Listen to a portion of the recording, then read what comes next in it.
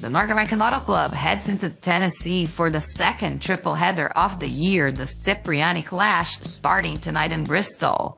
This tripleheader will feature 3 short tracks with varied bankings and lengths here in Bristol, the fairgrounds in Nashville, and concludes in Memphis on Sunday. Speaking of Bristol, by the way, the North American Auto Club remains as the single major asphalt stock car series to contest races in this fast, short, high-banked oval, while the rest of the races are ran by sprint cars and dirt late models when they transfer a lot of dirt into the track. So the plans right now are to possibly turn the Bristol Motor Speedway into a permanent dirt venue starting next season. That would mean the North American Auto Club's race here would become a dirt race starting next year. It wouldn't be the first dirt event, as the Syracuse Mile in New York is scheduled to receive an event next season as well, so I think everyone would be for a second dirt event in the calendar. At the same time, talking about this current season, the championship sees right now only 8 drivers mathematically eligible to take the championship lead this weekend. However, the week after that, we're gonna get a double points race in the Indianapolis Raceway Park, the Hoosier Classic, the race that concludes the Fay Legacy Cup. So this weekend might not so much be the objective to take the championship lead, but more so gain enough points to offset possible losses next weekend. Now talking about this, the first leg of the Cipriani Clash, it will be a 125 lap long race, and taking the front row are 2 former series champions, Kirk Jones and Mac Henley. Weather has been on the colder end throughout all week, and tonight would be no different. But this should be a very interesting race, especially because a few heavy hitters failed to qualify, especially Lubrani Samples, Kate Taylor, Bobby Savage, and Andrew Atwood. Now let's go trackside with Eric Burns. As you see, the 32 leading the field to the green. And the green flag is out. The championship winning front row of Kirk Jones and Mac Henley has a good start. Henley already trying to block Joey Turkson as he goes for the inside as they exit turn number 2, but Henley gets a handy gap between him and Turkson as Kirk Jones is gonna lead away the first of 125 laps. As you see, Henley trying to make an approach, Lucy Barton already slotting herself right behind Joey Turkson, and by lap number 4, Henley already is all over the behind of the 32, but that's gonna open a little space for Joey Turkson to try something. Those 3 already run away with the lead. As you see in the back of the field, Ibiki Murata in 5th place right now, actually not the back of the field. You see they finally brought that new scheme with Gungner Technologies in, entering the 52 crew and changing that car from blue to orange. As by lap number 8, Turkson already diving to the inside trying to pass Henley. Is it gonna work? Looks like he will, and he's gonna have Henley cleared by the time they get out of turn number 2. Turkson gets the 2nd place, and he's starting to threaten for another win this year. His only win this season was at a super speedway. As on lap number 12, problems for Murata, and that is the 2nd straight race she's gonna retire from. This is certainly dealing a big damage to her championship hopes. By lap 17, they already catch the number 200 of Kip Lemon, but Kirk Jones seems to be quite a bit passive in passing the number 200. He just seems to be picking his own time, and now you see as Lucy Barton has caught Mac Henley, and they're all 4 together. In the back of the field, Emily Potvin not having a very good race. She's currently running in 27th by the time we reach lap number 21. And by the time we open lap number 24, you see how that passiveness is gonna cost Kirk Jones as Turkson's gonna take the lead. Lucy Barton's gonna have a look for 2nd, and Charlie Faulkner is gonna have a look for 3rd as he passes Mac Henley on the inside. Brett Finley is gonna have to look will have a look for 4th place, and you see as Tammy Barton goes through, Ryan Faulkner goes through, Boyd Abbott gets held up, Tony Hart and Thomas Tucker making a 3 wide. That's dangerous in Bristol. That is dangerous. They make contact, Henley into the wall, and that could have been much worse as Luke Pellerin has to check up and almost loses control on the inside. As you go together with him, you see as they almost make contact. You see how the 9, the 96, and the 18 made contact. Hanley had to give, and Pellerin, avoiding Hanley, had to dive into the apron. Almost lost control right there due to the shift in the banking. But as you see, by lap number 27, Hanley once again losing a lot of space. Kirk Jones has dropped all the way to 9th as Matt Stern. Problems for the number 8, and he is done for the night. As you're gonna see, Tammy Barton having a fantastic run right there as the caution comes out, and you're gonna see why on lap number 23 as Connie Brooks makes a 3 wide on Boyd Avenue Hanley. She makes contact with her teammate. Is that gonna be it? No, as Hanley's gonna be stuck in the middle. Luke Pellerin is gonna come in and they make contact. Abbott and Hanley spins in front of the field. Corbin Dempsey hits him. Adam Patterson hits him, and Lucia Harper taps the rear end of the car. The weight shifts over, and McHenley goes upside down 33 laps in after starting in 2nd place. You're gonna go on board with Corbin Dempsey as they come out of the turn, as they come into turn number 2, exiting turn number 2. There was just nothing Dempsey could have done as the 18 spins around. He picks his line, it doesn't work, and then his teammate hits Hanley again and sends him tumbling down the banking. We get the restart on lap number 38, and Joy Turkson has a terrible restart. Lucy Barton takes the opportunity to steal the lead, but as they come out of turn number 2, Turkson seems to be getting a rush there, but it's not gonna be enough to retake the lead from Barton as Brett Finley trying to hang on against Charlie Faulkner. Looks like Finley will prevail. As you see Dempsey with the damage, the front end of the car completely smashed in. By the time they get to lap 43, they already lap him, so he's not only damaged, he's also very, very slow. As you're looking at Tammy Barton trying to make a move on the outside, tried to gain a little bit on Thomas Tucker, was unable to. In the mid-pack, you see Kelly Ashcroft, Peter Johnson, Riley McKee, and Rebecca Pellerin. Pellerin not doing her homework in regards to catching Lucy Barton in the championship. As Barton by lap number 57 is gonna get to the 200, and she's gonna be way less passive than the 32 was earlier. She just runs away.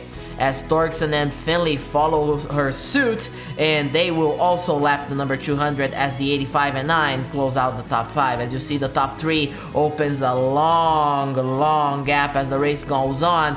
You're gonna see why. The 200 holding up as Charlie Faulkner being very passive, taking his sweet little time. And you're checking Rebecca Pellerin right now, hanging on to the 9th position. She's advancing very sluggishly, but she's using the lap cars to her advantage as she goes through Kelly Ashcroft to take the 8th position. And you're gonna see contact as Jamal Schmidt to the back of Kelly Ashcroft. Ashcroft into the wall. Tony Hart hits the 99. Ruby Carson and Connie Brooks and Lucia Harper involved again. So all 3 Shield cars have gotten involved into some incident in this race. As you go together with Lucy Barton, she's gonna take this opportunity as they race back to the line to lap a bunch of cars and just strike out a lot of her competition. As they come out for the restart on lap 85, she has a terrible restart like Torkson had the last time around, and Torkson's gonna take the opportunity to flip back the situation, and now Joey Torkson's the leader. He opens a little bit of a gap over Barton. Charlie Faulkner trying to make him on the outside. Brett Finley still gonna be able to retain the 3rd spot as here comes Tucker on the inside trying to get 4th. He's gonna get it, and with that crash, Rebecca Pellerin was able to jump all the way to well inside the top 10 and now inside the top 5 as she passes Charlie Faulkner for the 5th position. Tammy Barton's gonna pass Faulkner for the 6th. Blake Chandler approaching right around there. As you take a check on Brett Finley running in 3rd right now, trying to pass Lucy Barton, hanging on pretty well. As Corbin Dempsey now running in 28th place, holding up the 0 as Torkson makes a 3 wide with the both Shield cars. They make contact, all 3, and this is almost ending in disaster. And this is short track racing at its finest as Torkson was very forceful, forced the contact between the Shield teammates and then almost spun out Lucia Harper. So Torkson's patience is running out and is running out very soon. I would like to correct myself. I said Matt Stern was done. He was not. but that damage was enough to put him multiple laps down, as he now gets to try to be lapped by Torkson. Torkson now being passive once again with only 20 laps to go in this 125 lap race, and he just cannot pass the number 8. Brett Finley is gonna take the opportunity to take the second position from Lucy Barton. Here comes Thomas Tucker for third, and Rebecca Pellerin trying to take fourth. It's not gonna work. Pellerin's gonna get shafted to the outside, and there goes Finley on the inside of the 0, and Brett Finley is gonna nail the move. New leader, Brett Finley on the 15th. On the 15th, Tammy Barton trying to go for second place. Blake Chandler appearing right there, battling with Thomas Tucker, Rebecca Pellerin, and Lucy Barton. Barton and Pellerin all over each other. And here comes Chandler for the third spot. Is it enough? As they continue to be behind the number 8. The 8 has just kept pace despite the damage in the laps down, as Luke Pellerin and Alessandro Nolan almost make contact. Nolan gets loose. This is gonna open a little bit of a gap so that the 27 can go through, and now Rebecca Pellerin well inside the top 5 as she goes through Tammy Barton. Alessandro Nolan also is gonna recover his pace and try to go after Barton as well, as you see Luke and Rebecca Pellerin running together right there inside the top 5. But at the point, you see how Finley doesn't pass the 8, but he has been stable enough to where Lucy Barton can't just pull the move, and then the 38 and the 88 almost get together on the exit of turn number 2 as they come in for the final 5 laps. And Brett Finley has retained the lead. Here comes the white flag. Alessandro Nolan has gone through to Lucy Barton. As you see, Caitlin Richler joins the top 5 as well. And as they round out turns number 3 and 4, Brett Finley is not gonna get any threats and will get his first win in 2017. Brett Finley finally breaks through and gets his first career win in the North American Auto Club, with Alessandro Nolan finishing in second, Ryan Faulkner in third, Caitlin Richler in fourth. So 3 big upsets in second, third, and fourth. Richler less due to skill, but more due to luck. She had yet to finish well in a short track, and seems like the trick is the banking. She won the first race of the year at the also fairly high-banked USA International Speedway.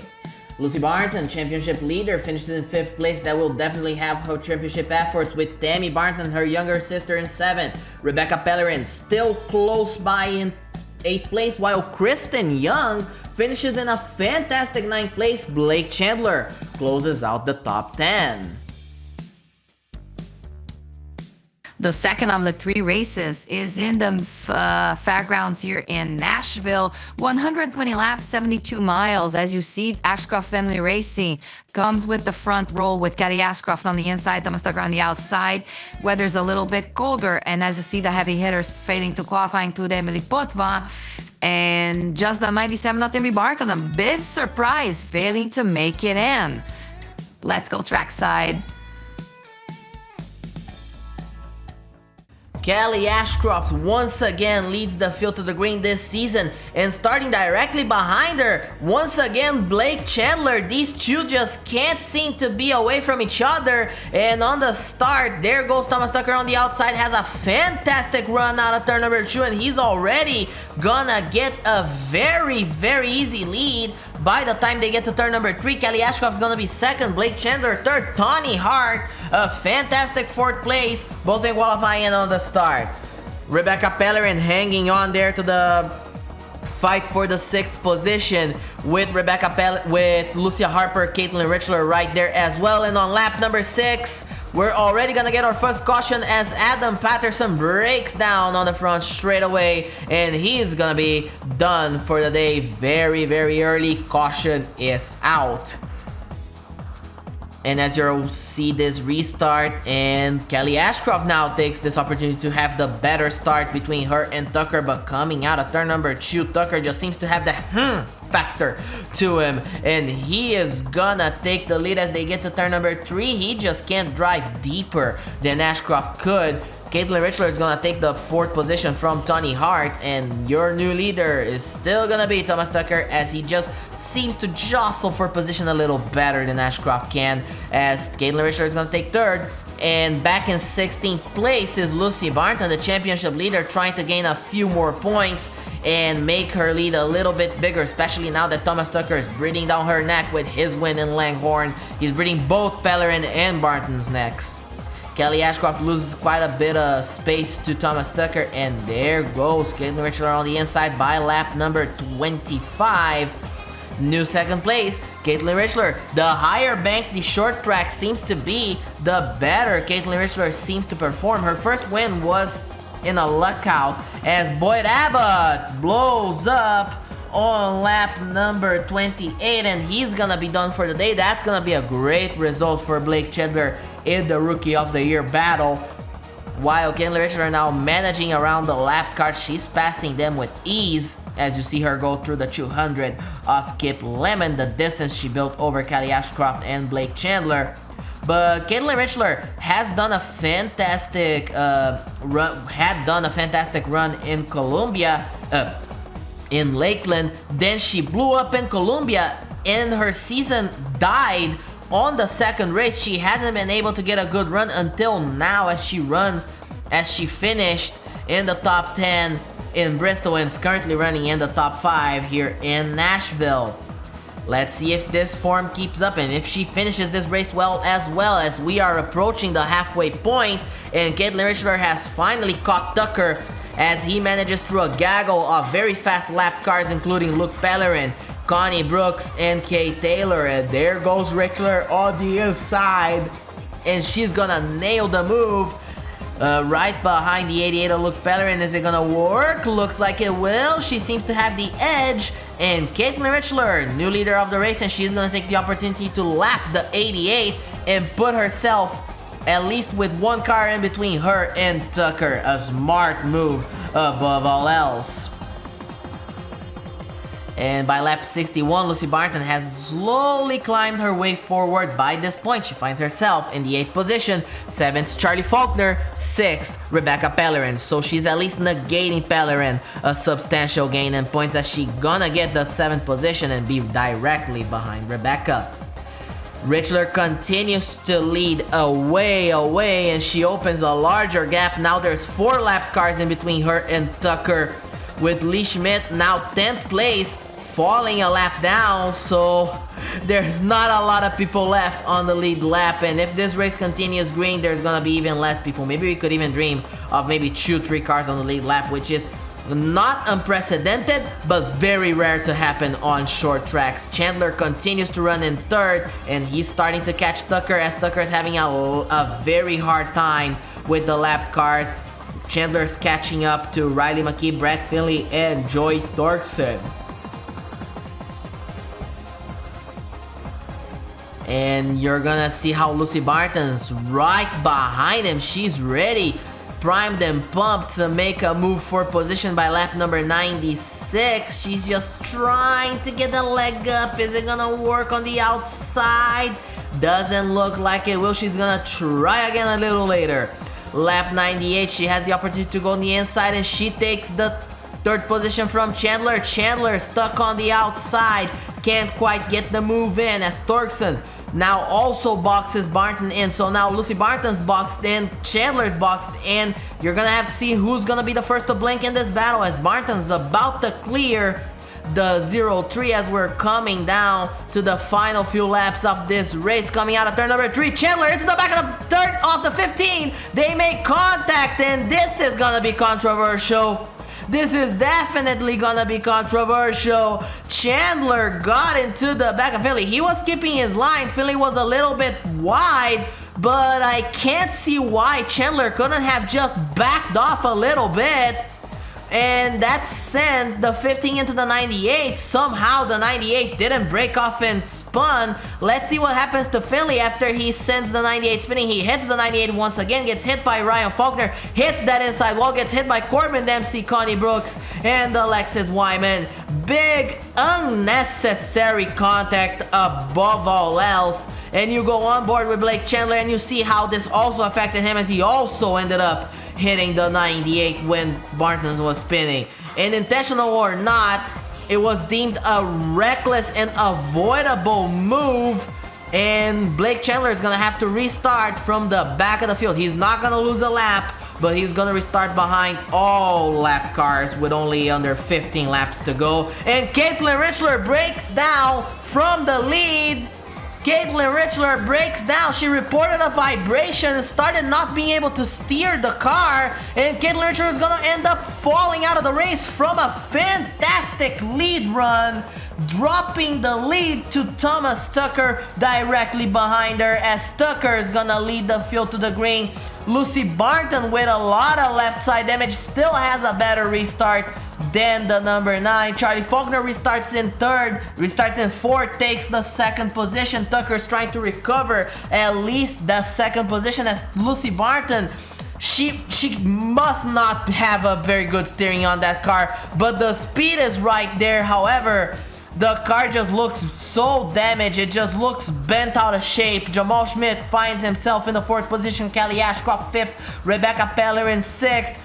And by the time we get to lap number 112, Lucy Barton's not gonna be able to keep that car going on for much longer. She peels off into the pits, and Thomas Tucker will take the lead once again. The lead's gonna fall into his lap for the second straight time, as neither Barton or Richler wanted to win this race.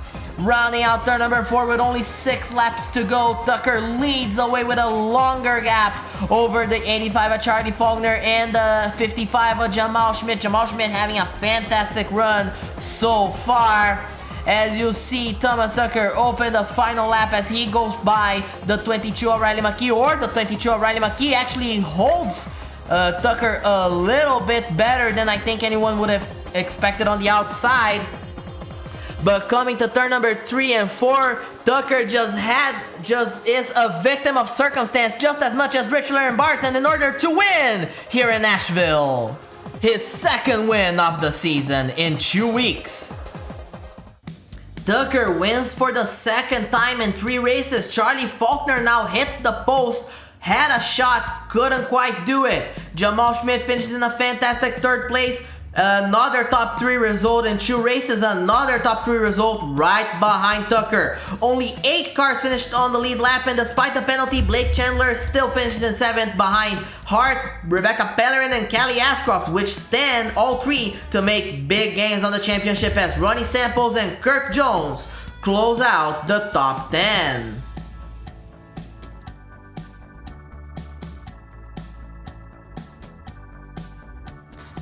The last of the 3 legs in the Cipriani clash is at the Memphis Motorsports Park in Memphis, Tennessee. This is going to be the shortest race in terms of laps this weekend. Only 57 miles, 75 laps. Taking the pole position is Thomas Tucker, Ryan Faulkner, a rookie on his outside. Weather's a little bit warmer. And according to the results in qualifying, Bobby Savage will fail to start all races this weekend. This is the first time this happens, and this is a record I think no one wanted to get. Let's go trackside for a race we're sure is going to be very fun to watch.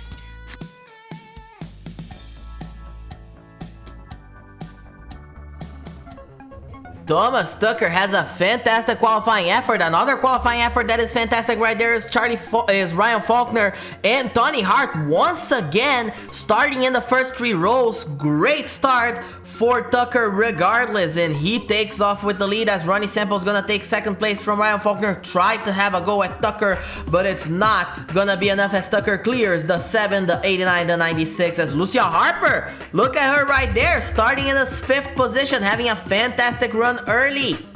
And Tucker just leads away as we focus on the 79 and the 81 of Corbin Dempsey. So Shield Motorsports starting to come alive late in the season. This could be very interesting as we come to the final races of the season. This could help them become contenders, at least if not with the 79, which is a part-time car. Maybe the lessons they learn with these very good races will serve for the 77 of Ruby Carson. Luke Pellerin currently running in 9th place with his impromptu teammate, the 43 Oli Schmidt. Lucy Barton having a good run. Rebecca Pellerin a few ways behind him, running in 12th, already working under Charlie Faulkner with the 52 of Hibiki Murata right behind her. Tammy Barton also working her way forward. By lap 9, Tony Hart having a great run, takes a shot at Thomas Tucker, trying to make the move on the inside. At the start-finish line, he's gonna get scored in first, and he's gonna clear Tucker by the time they get to turn number 1. A great run by the rookie Tony Hart. Maybe we're gonna get our second rookie winner of the season. Hart has been very consistent. I think a lot of the observers thought he would have a shot at Watkins Glen if it wasn't that massive crash between him and Ronnie Samples. As the 14 of Anna Patterson's getting lapped, Tony Hart uses him as an opportunity. Tucker tries to force a 3 wide, can't quite do it, so he's gonna have to settle for lapping the 14. The more conventional 2 wide almost hits him at the entrance of turn number 3, trying to run away from the 79 of Lucia Harper. And by the time we reach lap number 32, almost at the halfway point, Hart starting to get caught back again by Thomas Tucker. You ride together with the driver of the number 9. 2 wins now this season, and here he comes to the inside, almost gives a bump to the 96 as he's using the number 33 as a pick to pass the 96. Is it gonna work? Kristen Young just staying on her lane. She's not, this doesn't concern her, so she just keeps her line, and Thomas Tucker regains the lead as Hart gets to block the advance of Lucia Harper, so Hart at least retains second place. And then she breaks down. Kristen Young breaks down. She was running in 30th, not having a good run already. She is gonna be done for the afternoon. An unfortunate end for a driver that got a great run in Bristol earlier this weekend, but it's not gonna be able to make it double. As by lap 40, Hart once again having a shot at Tucker on the inside of turn number 3, coming to the start-finish line. Is it gonna work? He seems to have the edge ahead of Tucker. He gets once again the edge, while Kelly Ashcroft running in third place right now. She just passed Ronnie Samples and Lucia Harper. This has been a great run for Ashcroft, and Ashcroft now setting her sights on both Tucker and Hart. Ashcroft needs to recover at least the points she lost in the Empire State Road race and the New York Auto Ring race. Those 2 Legacy Cup events she failed to finish, so she lost a lot of points that could have come in handy given she won at the Trois-Rivières under the rainy circumstances in Trois-Rivières, but she won nonetheless. While Tammy Barton now trying to get into the top 5 as Kelly Ashcroft setting her sights on Tony Hart, but she needs to lap the number 8 of Matt Stern first, and she's gonna do it handily. By lap number 49, the tire goes down on Thomas Tucker's ride, and he is gonna lose a lap in relation to everyone else, having to change that right side tire that blew on the rear end of the car. And on lap number 50, there goes Ashcroft diving on the inside. Is she gonna take the lead? Is it gonna work? She seems to have the nose ahead. Is she gonna be able to clear Hart by the time they get to turn number 3, turn number 4? She has a run, and Kelly Ashcroft is gonna be your new leader, clearing the 96 before they get to the start-finish line. Tammy Barton trying to get a 3rd place by making a move on the inside of the 7. Here comes Lee Schmidt, get the little tap, puts Tammy Barton out of shape, and coming to turn number 1 with only 25 laps to go, he dives in very aggressively, and he's gonna take the 3rd position and set his sights on the top 2. He's having a great run. Lee Schmidt climbing ever so slowly at that blue car, and there's a debris caution on lap number 59, and as you see on the graphic, this couldn't have come in a better time, as Thomas Tucker will be able to get the lifeline. He's gonna be back on the lead lap. As the field comes under formation, you're gonna see Kelly Ashcroft leading, Tony Hart 2nd, Lee Schmidt 3rd, and then the engine expires on the 99. What was looking to be a fantastic run for Kelly Ashcroft will be another unfortunate ending, as she's gonna fall by the wayside once again, and this time not through a fault of her own or her fellow drivers. The engine died. We get the restart with only 11 laps to go, and Lee Schmidt gets a great restart over Tony Hart, and she's gonna clear him by the time we get to turn number 2. Tammy Barton's gonna try to have a look under Ronnie Samples and over Tony Hart. Lucia Harper holding that top 5 position ever since the start of the race. I think that's Lucy Martin right there running in 6th. Rebecca Pellerin is a couple of rows back, but also on the top 20.